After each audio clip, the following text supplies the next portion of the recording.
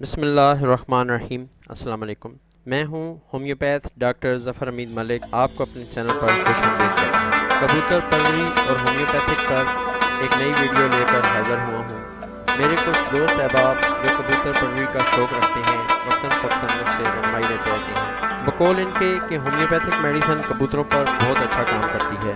سب سے بڑھ کر یہ کہ ان کا اس میڈیسن کا کبوتروں پر کوئی سائیڈ ایفیکٹ نہیں ہوتا۔ آج کی ویڈیو اسی سلسلے کی ایک کڑی ہے۔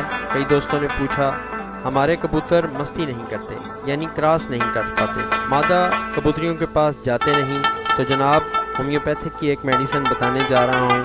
اتنی مستی کریں گے جتنی آپ کی سوچ ہے۔ آپ نے صرف یہ نسخہ ایک ہفتہ میل یعنی نر کبوتر کو دینا ہے، صرف ایک ہفتہ۔ پھر آپ ایک فیمیل کبوتری کے ساتھ نہیں، اس میل کبوتر کو 2-4 فیمیل کبوتریوں کے ساتھ چھوڑ سکتے ہیں۔ تو جناب ہومیوپیتھک میڈیسن کا نام ہے ایسڈ فاس، یہ آپ نے لے لینی ہے 200 میں۔ اس کے 10 قطرے ایک گھونٹ تازہ پانی میں ڈال کر کبوتر کو دینے ہیں، دن میں صرف ایک بار۔ یہ خیال رکھیں آپ کہ جب آپ اس ہومیوپیتھک میڈیسن کو دے رہے ہوں، یعنی وہ ہفتہ جس میں آپ نے یہ میڈیسن یوز کرنی ہے، اس میل کبوتر کو آپ نے فیمیل کبوتریوں سے دور رکھنا ہے۔ صرف ایک ہفتے بعد آپ اس کبوتر کو کبوتریوں کے ساتھ چھوڑ دیں اور پھر کمال دیکھیں، یہ کراس پر کراس ہو جائے گا۔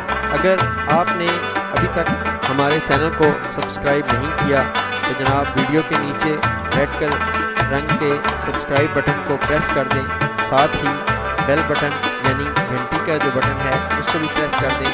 اس طرح آپ بن جائیں گے ہمارے چینل کے ممبر اور آپ کو ملتی رہیں گی ہماری نئی ویڈیوز کی نوٹیفیکیشنز۔ تمام ناظرین کا شکریہ۔